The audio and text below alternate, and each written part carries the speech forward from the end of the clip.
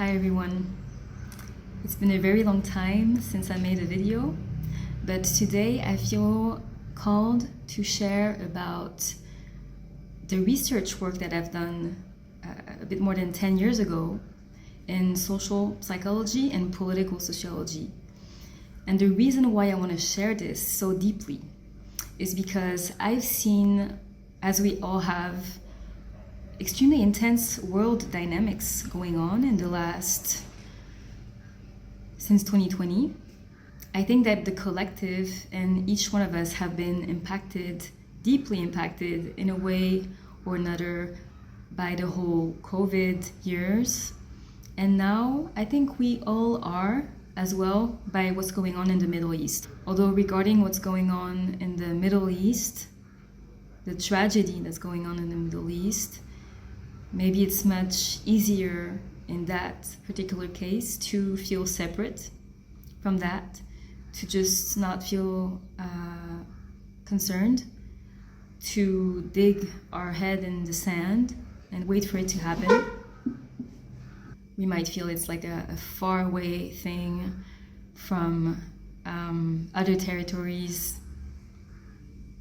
But what I see are extremely similar dynamics during COVID, during what's going on now. And I want to share about another series of events that I also find extremely similar to these things that I personally researched on for 2 years. First of all, I want to specify that my research work in social psychology and political sociology was all about propaganda, the manufacture of consent, and basically how groups in power, whether political, religious, economical, in democracies, used communication and basically the media to shape our, so when I say our, it's the people, our perception and understanding of reality in a way that would support their specific interests. And right from the start, I want to warn you against the label, because we studied a lot about stereotypes, labels, which has to do with the perception of reality and the manufacture of our perception of reality. So I want to warn you against this label of conspiracy theory, okay? Because this is a way to systematically dismiss, for groups in power, systematically dismiss any questioning of their narrative, of their actions and dynamics. So please, if you have this ingrained in your head, because it's been programmed in your head by mediatic narratives, please observe it and leave it on the side for now. So yes, we live in a world where there are power dynamics. The main difference between a dictatorship and a democracy is that in a dictatorship, things are imposed in a very overt way, in a very sometimes violent way. There's no hiding. It's very explicit. Democracy, on the other hand, uses other strategies, right? Because although we can be in a democratic state or country, there are still power dynamics. There are still groups in power. So how will these groups assure their interests, their particular interests, is by influencing or manufacturing the way we perceive reality, so that we will fully support whatever they need to do, whatever they want to do, to reach basically their specific agenda, okay? So this agenda, again, can be political, it can be geopolitical, regarding resources, it can be ideological, religious, it can be economical. These are the main ones that are at play. Also, I want to do a little trigger warning, because I know that these specific topics that I'm about to talk are extremely polemic. I think it's as polemic as it gets. And I know that by sharing this, I might stir a lot of explosive emotions. And again, I ask you to sit back, not react, but reflect. Just reflect, okay? And observe your patterns of thinking, observe your ideas and conviction, and try to understand where they come from. So my research back when I was in the academics was about the 9/11 attacks in New York and how this affected the social representation of Arabs and Muslims.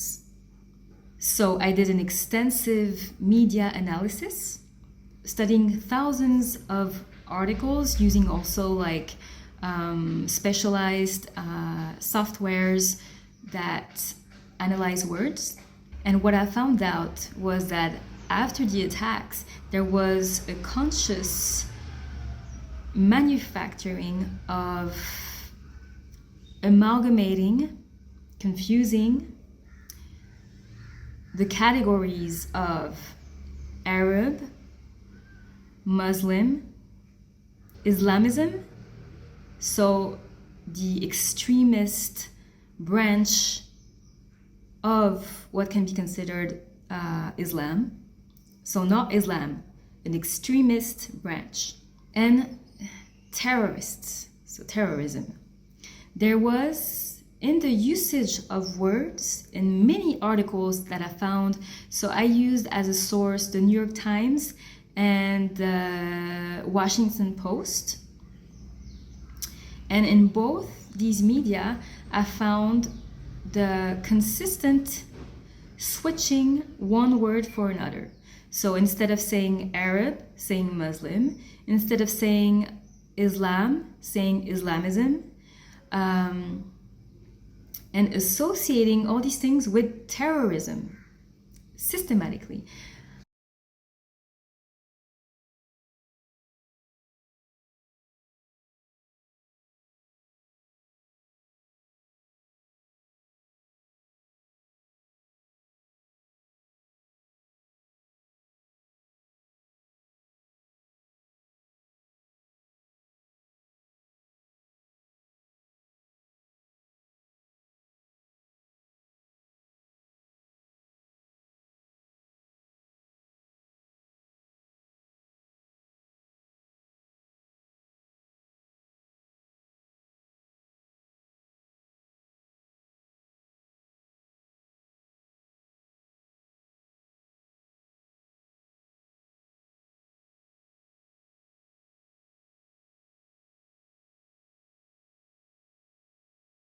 So I found this phenomenon going on, and then what I tried to analyze was if I could narrow down the sources that were consciously creating this stereotyping and this confusion between these categories. And I was able to narrow it down to a few ideological groups. So basically, you take the author, you research about the author, you see what kind of ideology he's affiliated with, and then like that you can find the source of this purposeful manufacturing of confusing basically being Arab, Muslim, and being a terrorist. And I was able to identify a few very specific groups, ideological groups, that were behind that. So then I dug into these different ideological groups. They were either political, geopolitical, or religious. And I investigated about these specific ideologies and their specific interests as in agendas, okay? Basically, these groups were either fundamentalist, religious fundamentalist groups from other religions, or groups that had very specific agendas in terms of resources, natural resources in the Middle East, okay? So let me put it simply. Would you, out of the blue, support your country going to war invading another country to steal their natural resources, would you support that? No. I mean, most people would not support that. But then, would you support your country going at war and invading another country if they convinced you that this other country or this group of countries were a threat to your own security, were a threat to your own survival of your country, and that the narrative was a narrative of defense and of going after the terrorists? Would you support that? Yes, most likely you would, okay? So that's how in democracy things are not imposed, but usually consent is manufactured. It's manufactured. So if you want to understand what is going on in current political and mediatic events, you have to dig a bit deeper. The purpose of the media, I mean, there are an infinity of things happening constantly on planet Earth, right? So we have to be aware that what appears on the news is a very, very, very slim, it's like a speck of dust in comparison to everything else that's happening in the world. But this is the speck of dust that is chosen.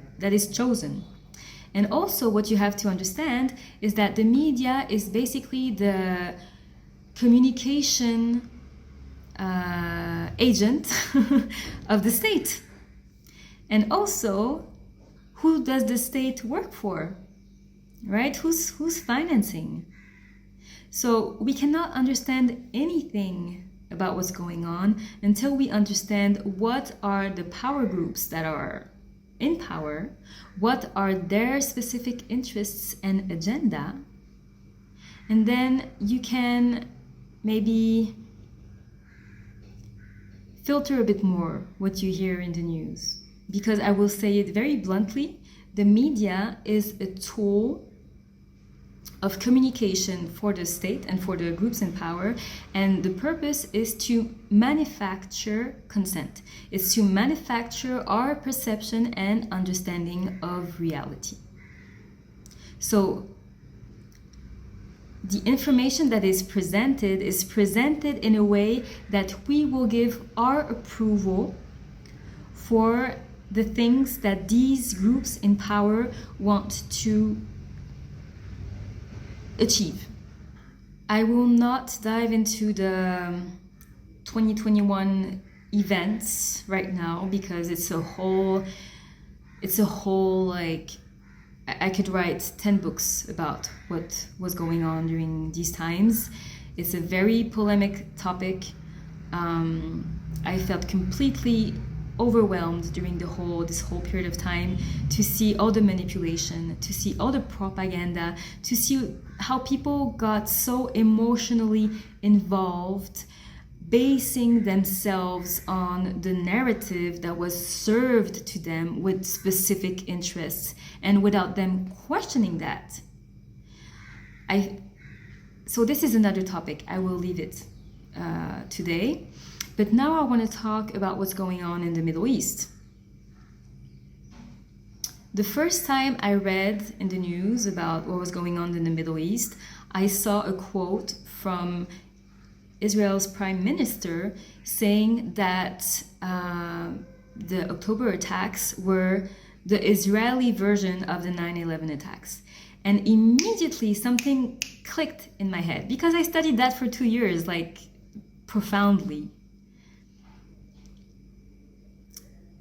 I think it's important when reading current events to understand history, okay?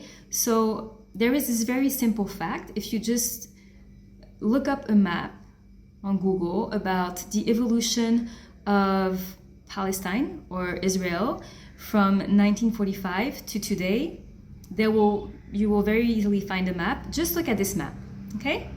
I think this map gives us most of the information we need to understand what's going on. It's simply a dynamic of colonialism. I've also deeply studied colonialism. not only like territorial colonialism, but also mental colonialism, ideological colonialism. Because what is propaganda? Propaganda is a form of ideological colonialism. It's a colonialism of your mind and of your perception. So you can really objectively observe this dynamic without attaching any emotions, any ideas, any ideology. Just observe the map, see how it evolved, and this just gives you the objective information that there is an agenda from the state of Israel of colonizing the whole Palestinian territory, and that's no secret. I think it's not something that's hidden. Then suddenly you have these attacks that I will not comment about, because I think as other big events of recent and not so recent history, there's still a lot of mystery about what actually happened and all the details, and I'm not entering that. I do not know. But what I am observing is the response to it. And this narrative, again, same narrative about the terrorists hiding in a territory that by chance happens to be the territory that my state, me as a government, Israeli government, have been in the process of colonizing. And this, for me, using the attacks as a legitimate excuse of basically bombing an entire people, an entire country, daily, consistently, just to get rid of the terrorists. I mean, just to start with, what kind of strategy is that? What kind of strategy is that? I mean, if there is like a mouse in your house and you don't want the mouse to be there, do you burn the entire house? I mean, how can you, I just per se, I don't understand. I don't understand how it's even justifiable. I don't even understand how a human being can publicly like stand in front of a nation, in front of the world, justifying that the terrorists might be hiding there to basically eradicate this country and these people from the map.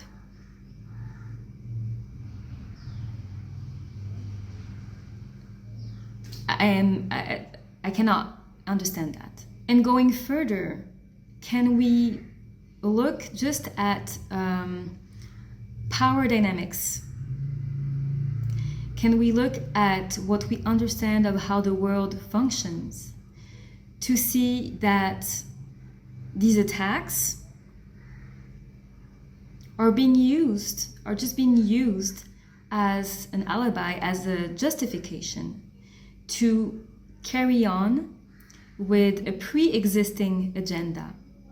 Can we see that there has been a colonizing dynamic going on, a clear agenda, just looking at the map, to see that it has always been the intention of this particular state to completely colonize this other state, and how the October events are being used as a justification to accelerate in an extremely barbaric way this colonizing dynamic. Can we see that? Can we see it's an excuse? Can we also see the non-correlation between catching the terrorists, and destroying Gaza?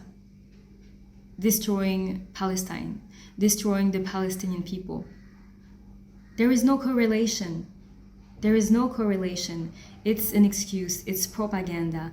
It's creating an amalgam between terrorism and Palestine. Purposefully creating this amalgam. I don't know the right word in English, so I'm just going to say amalgam. Confusion to justify the colonization of Palestine. I want to add that I have many Israeli friends. I even have Israeli ex-partners, and I all love them deeply. What we're talking about, what I am talking about today, is state propaganda. I am French American from both countries, and when there is such dynamic from either the French government or the American government, I call it out. I call it out. Because usually it's groups in power that use this propaganda to manipulate the people. So it's not about nationalities, it's about groups in power and how they manipulate people to get their interests and their agendas met. What saddens me is the extreme propaganda from the Israeli state and using the deep wounding of the Israeli people, of the Jewish people. They're using this wounding to manipulate people. They're using this wounding of the genocide. They're using this wounding of centuries of discrimination, of rejection, of having to flee countries. They're using this wounding and anchoring their propaganda within this wounding. You don't get any worse when it comes to propaganda, using the deepest wounds of people.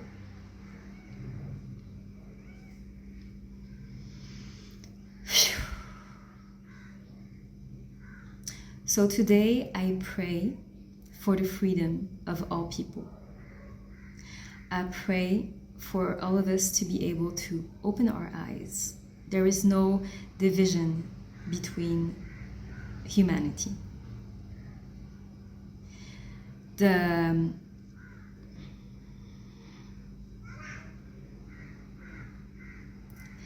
evil that is affecting us all doesn't have anything to do with nations and frontiers. It doesn't have to do with your nationality or mine or his. It has to do with very specific groups in power who destroy life in the name of greedy interests. I pray for all of us to be able to see that, for all of us to be able to remember that we are one, we're one humankind. Whatever your nation, whatever your nationality, you are my brother, you are my sister, and we need to free ourselves from oppression.